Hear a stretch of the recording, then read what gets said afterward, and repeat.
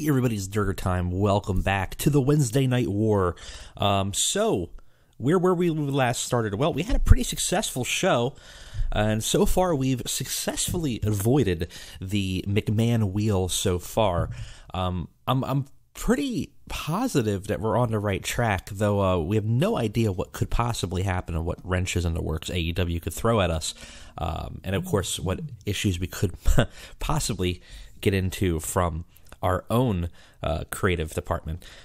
Right now, though, we do have some morale issues we can look at real quick. Johnny Gargano, annoyed at his botched turn. We tried to turn him face, and just the crowd didn't like it, which is unfortunate because for where I want him to be, I definitely want him to be more of a face right now. We'll have to deal with it where we get to it. But, you know, that's what it is.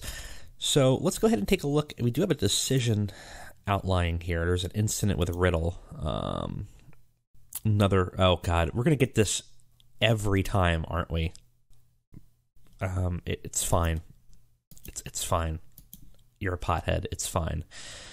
Something that probably we're going to have to deal with each time we do a drug test pretty much daily. But that's fine. We do have... I think AEW just moved to major licensing for music, so we may do that as well. It's going to cost a lot, but we do have a lot of money in the bank. I'm not really concerned. This Let's Play series will probably end way before we come into money problems, I would suspect. So at this point, we have the entire weight of the WWE behind us. I'm not really that concerned about the pricing. I'm more concerned about the booking. So we'll see how it goes. All right, so got a few extra hires in the bank. Like I said, I'm not going to go crazy with extra hires. I'm probably only going to pick one or two people every once in a while. I mean, I could cheat and just steal like my favorite wrestlers. Like I'm sure I can get Will Ospreay immediately. Actually, no, I can't. He's written. But, you know, there's definitely people that are on the top of the rosters elsewhere that I probably could easily steal. Probably can easily steal Tessa Blanchard pretty quickly. I'm not going to do that. I'm not going to just go and scout the world and steal it all. I'm going to make it a little bit, I guess, gentlemanly. If AEW does that, that's something that we can look at. But right now, what we're going to do is we're going to play the high road, and we're going to use what we have. We have a deep roster in WWE. I don't need to go scouting for people. You know, we will do our talent trades if we need to. Bring some people in, like we have with Finn, and we'll go through that way. We can take the high road, and we'll see where it goes. I think it makes it a little bit more interesting too, a little bit more competitive than just like, oh, I'm going to take the best people in the world because I have the weight of the largest wrestling company behind me, so I can just just blob out. I don't want to do that. It just seems boring to me. We'll see if we rue this day, but that's kind of the plan right now. I did pick a few very small people out that I don't think are really that bad to steal. I guess in terms of technicalities, although it would be kind of funny to steal Marty Scurll from AEW, but that would be mean. But I picked people I want in NXT, at least. So we'll see them trickling in a little bit as the series develops. Right now we'll have one probably this next show. So that's exciting. All right, let's go ahead and let's sim over to the show, and hopefully nothing crazy happens in the meantime. Okay, we are back. Let's see what our mail is. Danny Burch complaint. We can look at that. Shane relocates. Ignore that. And we got Fergal. Mr. Finn Balor is now toned. Okay. So that's fine. Danny Burch, what's your issue? What could you possibly be upset about right now? Lower mid-carder? You want to be a mid-carder? Sure. Why not? That's fine. Okay. So nothing crazy happening. I do want to check out, before we start, I just want to see what news we have for AEW. Curious to see what they have done. All right, they have signed a deal to expand their coverage. We were in the Southeast. They signed Taz. I think we knew that already, right? And they signed John Layfield, Prince Nana. So nothing crazy happening yet. Just a real major change is that they expanded their commentary. No big signings or anything from the looks of it. Though I'm not sure if signings show up in the news. I think they do, all right? Because Taz shows up, so I think we would know if they pulled anybody extra. Who is Prince Nana? Who is this person? Never heard of him. Seems like decent, for probably a mid-Carter manager of some sort. Okay, whatever. That's fine. Hasn't stolen the people that I would have thought yet, which is good for us. But, we'll see, I guess, what the AI does for them. We'll have to keep an eye out on it because I think they could start doing dirty tricks to us. We certainly can do that to them, though.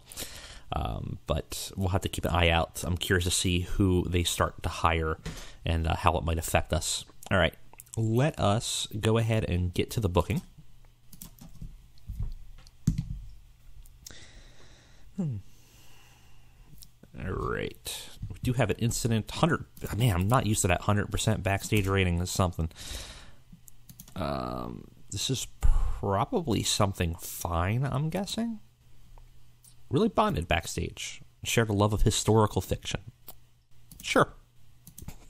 Why not?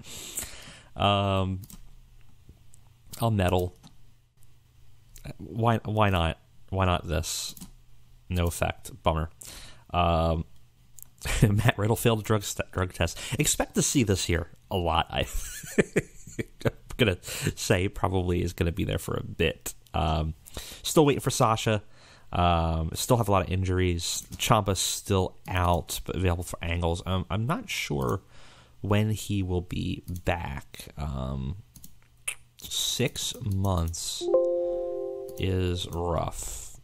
So don't expect to see him back anytime soon. I might try at some point giving Dakota Kai a surgery. So obviously in real life right now, Ciampa's back far earlier than he was expected to be. But in this game, we're going to be out of him for quite a while, which is unfortunate. And then Sasha will be back in 12 days, which is good. All right. So we pretty much have everything ready to go. Going to be at NXT Full Sail. Sign as venue. Perfect. We're expecting about 3,800. Our capacity is 55. So I think that will be more than adequate for our show for quite a while. And we do have, I don't have it set up on here, I believe in the first week of November is War Games. So this will be, we have about 3 episodes before our first pay-per-view, which should align with Full Gear. But at that point, whatever they do will be randomized. So they could start doing pay-per-views every month, and who knows? And that can affect their momentum. We'll have to make a decision whether we want to do that or whether we stick with the current TakeOver format. But let's book it. We got 120 minutes to try to make the best show we can, and I think we will. So let's go ahead and get it done. All right, we're back. Went long, 125 minutes. So we kind of used a lot of time. It's not getting everything that I want on this show, to be honest, but which is crazy because it's just 2 hours. But I think it came together. We'll see how it does, though. I'm also trying not to overbook certain people, so certain people aren't on the show. I'm a little nervous about talent trades. I don't really do them that much, and I don't know if there's a limit to repeats. So I want to use like Finn sparingly until at least I get my story beats down. We'll see, though. If you guys know, like, at some point, do they say you can't redo this talent trade, or as long as you set the agreement, it's fine? Because I know with Alliance loans, they won't let you do that many a month, that kind of thing. Like, you have to like wait until a quarter, and I don't want to necessarily oversaturate myself and lose some people from the main roster that I want to use by overusing the people that I already got. So for that reason, like, Finn's not on the list right now, but we have some other stuff going on that I think is pretty interesting. All right, let's go ahead and see how it stacks up. Pre-show, just starting the show. It's not going to count for us. We got 4,000 people in the Full Sail Arena. And terrible wrestling, non-existent crowd heat. Again, I'm trying to see where these women are in terms of performance, see where I can put them. So I haven't tried Chelsea Green yet, or I don't think I'd used Devi. I think I used Casey, but I haven't used Jessie yet here. They're all about the same. Jessie and Kavadi Devi are better, and Casey's pretty okay. So we're probably going to use her for something in the future, but not great. Though I think this will give them popularity, because we are an equal performance, popularity and performance, it hopefully will give us a little bit of boost the more we use them. Also wanted to check out a little bit more of Keith Lee, Damian Priest here. Subpar wrestling, little heat. Damian Priest defeats Keith Lee. They're not bad. Definitely probably okay for the low card, but not a rousing performance here for in-ring rating. We start the show with a much worse match. I shouldn't have gave that away in the pre-show. Terrible wrestling, non-existent crowd heat. Danny Burch. Oh, that actually is wrong. It was supposed to be the Street Profits defeat. I don't know how I got that messed up. Well, the Street Profits defeat Danny Burch. I don't know what happened there. It was a poor way to start a show. It took away the crowd's initial enthusiasm. Oops. They did get the crowd started to respond. Yeah, this match ain't great. It was supposed to go the other way around, but I don't know. I guess I botched it. Oh, Jesus. So, yeah, we got 28 E's, not great. Not looking good in there. Afterwards, we have a segment here where the winners, are supposed to be the winners, Street Profits, basically say they want to get their rematch for their tag division championship.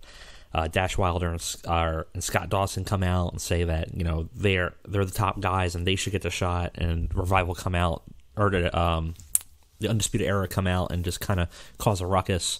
And basically all three groups are kind of arguing back and forth at each other.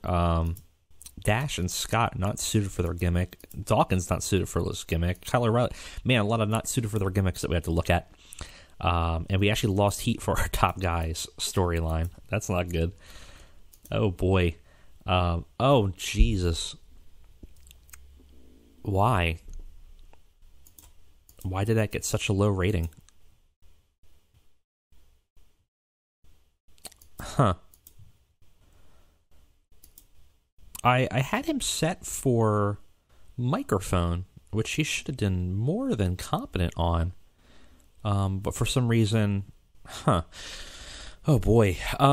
So Regal interrupts the three teams, announces all three of them for War Games. I don't know why he did so poorly here, though.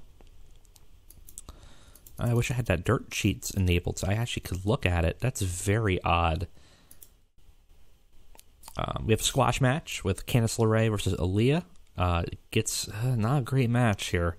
Terrible wrestling, non-existent crowd heat. Man, we're really making a stinker of an NXT episode.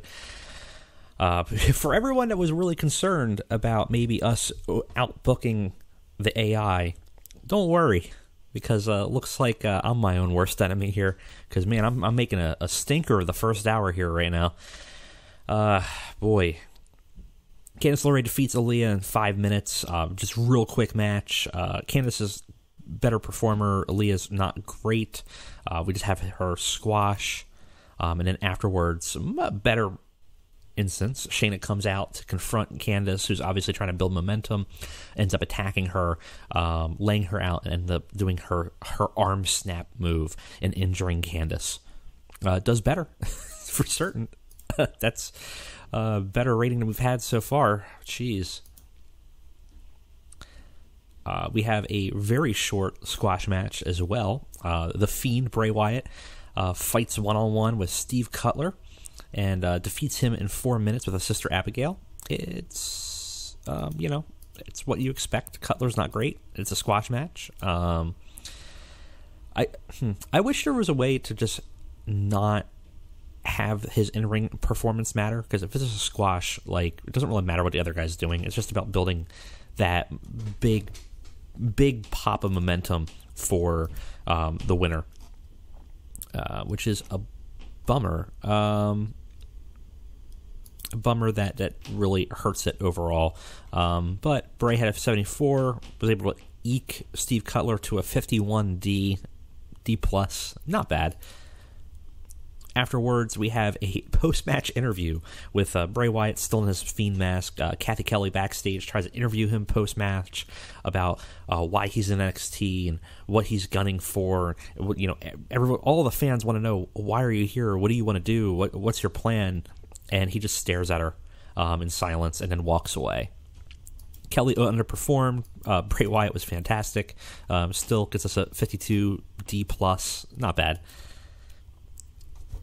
Velveteen Dream comes to the ring, and he tells the audience that last week he opened an issue challenge to go one-on-one with the Dream, and he opens it up tonight. Who wants to challenge the Dream in his home? And Dalton Castle debuts, shocks NXT. He brings the boys with him. In fact, he gets to the ramp and actually has the boys sit down, and he sits on them like the Iron Throne, thus starting a beginning feud between Castle and Dream. Dalton Castle's weirdo gimmick was above average. Boy 1 and Boy 2 both had very good or above average for their debut, which is good. And we have a match. It's okay. They're about evenly match in terms of in-ring performance. Dalton Castle's a little bit weaker than Dream, which I don't know if that's copacetic with real life, but I'll go with it. I don't know. I'm a Dalton Castle mark, so maybe I have a prejudice there, but it's fine. Ultimately, Castle defeats Velveteen Dream in 15 minutes by pinfall with a bangarang after a distraction from Boy 1. Boy 1 and Boy 2 distracted Dream all through the course of the night. During the match, getting him really into his head and ultimately causing enough distractions to make his life difficult. Gets a 43, a D. Not bad for where these guys are. And it gives a huge first win for Dalton, and starts the Dream Over storyline with the Dream's second loss since NXT Live started. Dalton Castle debuted a new power spot to showcase his ability to sell well, and his psychology helped to use on a go-to spot in the future. Cool. We have an interview with Kathy Kelly backstage with Xavier Woods, and the big question is, what happened last week? You talked a big game, and you said you were here and you didn't deliver. And Woods says he doesn't know what happened last week, and he's been contemplative, and he knows he can prove himself tonight. It was just a fluke. He knows he has it in him. Gets the crowd hotter, which is good. Kathy Kelly underperformed. We got to get a better backstage interviewer. Might be something we need to look at in the future, because boy, she's really not doing what we need to do here. And obviously we have our subtle mannerisms of Xavier kind of cracking that future heel turn, potentially showing up here. And we don't want to address it yet. We do have his match, which did pretty well, all things considered. It's a poor match, though, even though it's a 654C. Xavier Woods defeated Kona Reeves pinfall while using the ropes for leverage. And ultimately cheats to win, where Kona Reeves looked like he was actually getting some offense in. It seemed like it scared Woods, and he panicked and actually ended up cheating in order to win his second match in NXT. And we could probably do it now. I think we complete the turn. We got a jealous gimmick.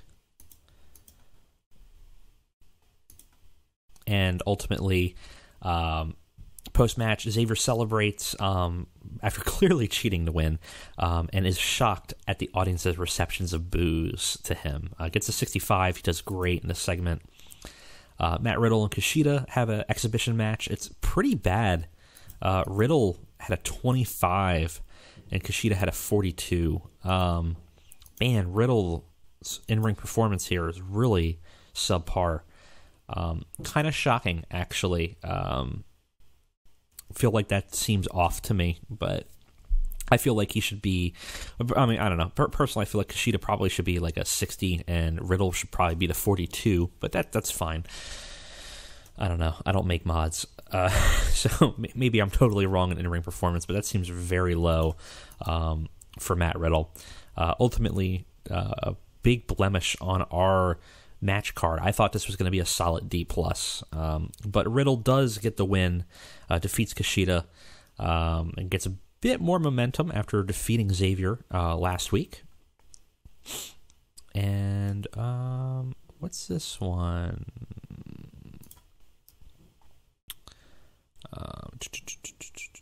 Right, we wanted to change his gimmick. Let's go ahead and change his gimmick here to Time Traveler. And very good. Perfect. Yeah, he had his gimmick was not looking great. So he debuted with his Back to the Future getup, and crowd liked it. For main event, we have Adam Cole versus Zack Ryder in an exhibition match. It's not as great as I thought it would be here. Adam Cole only has a 49. Zack Ryder has a 44.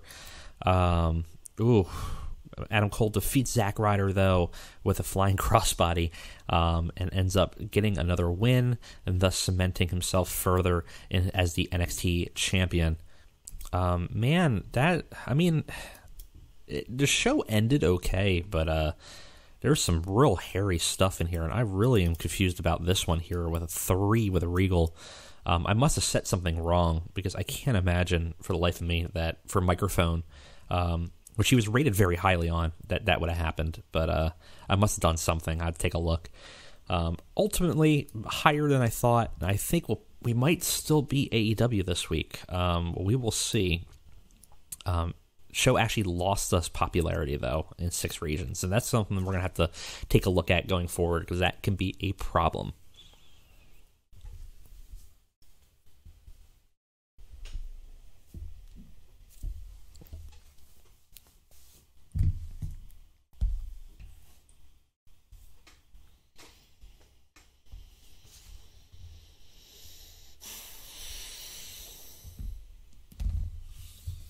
All right.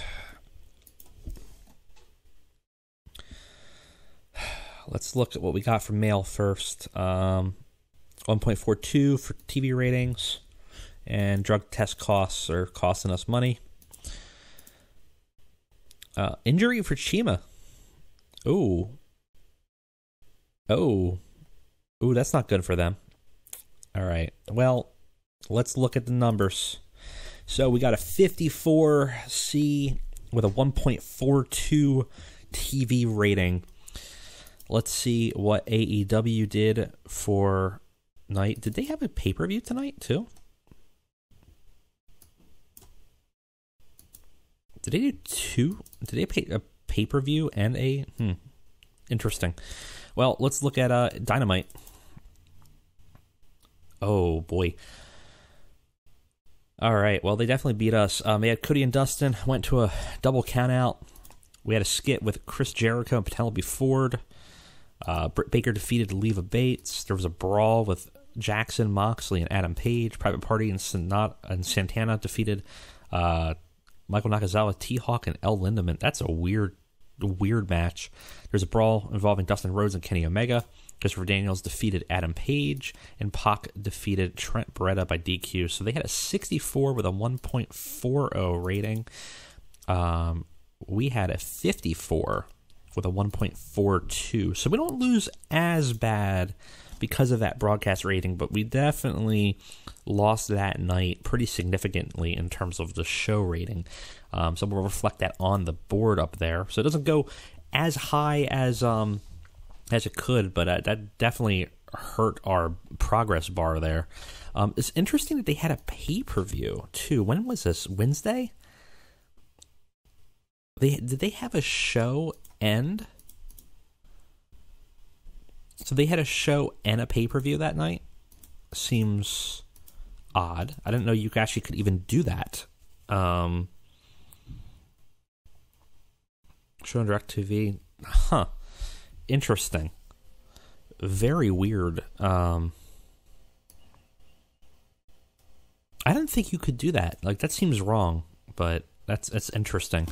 Unfortunately, though, it looks like Chima got injured that night, which is going to be rough for them, because he definitely was a stable hand, I would say, for their show. Let's go ahead and see if there's any news during that week here. Just that they held a random pay-per-view. Very weird. Ain't that... Huh. Very odd. Well, unfortunately, we did lose tonight. Yeah. So, you know what that means. We added an extra McMahon to the Meddler, so we have 4 on there because we lost tonight. The Meddler will reset once we actually get meddled with, so eventually it's possible that the entire wheel is nothing but McMahon meddlings, guaranteeing us hitting it. And I would not be shocked if we hit it today. We basically have I think only a 33% chance of not hitting it tonight, so hopefully we'll get lucky. Let's see.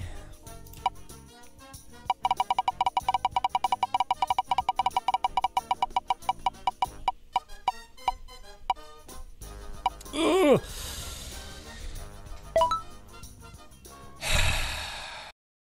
Oh, it's such good shit.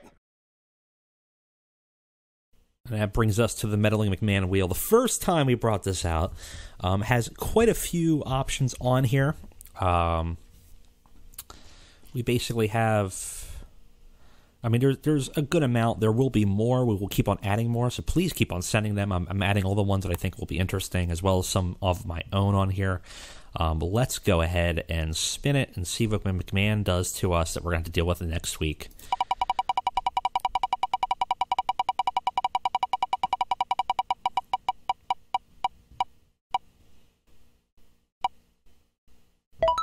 Ooh.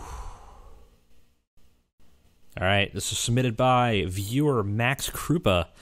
Pull off a risky rib to improve morale. So next week, before the show, we have to pull off a very risky rib on somebody to improve the morale of the show. Could be worse, but could also definitely upset somebody going forward. Thank you, Max, for your submission. And all of you guys, keep on sending your submissions. I will add them to the wheel. You know, some of them might get removed if they're like a one-off. Be as mean to me as you want. I mean, get your inner McMahon in there and really mess up this show, because I know you guys can do it. I can't be the only one messing up NXT. You have to mess it up too for me. But okay, so that's what we have to do for next week. We did affect the bar here, and I guess the win streak is over for NXT. We will have to deal with the consequences of this and ultimately go ahead and hopefully book a better show. They did get a huge loss here, though, with a bot spot with Luchasaurus, so they're going to be hurting. And interesting that they had it. I'm still shocked that they had a pay-per-view that night. It's very weird. But we are week 3 now into October, so we got 2 more NXT episodes before War Games, and hopefully we can get some progress going on and move up, and hopefully kind of take this loss in stride, and hopefully not have to deal with more negative McMahon repercussions. All right, guys, thank you for joining me today. I'll see you around.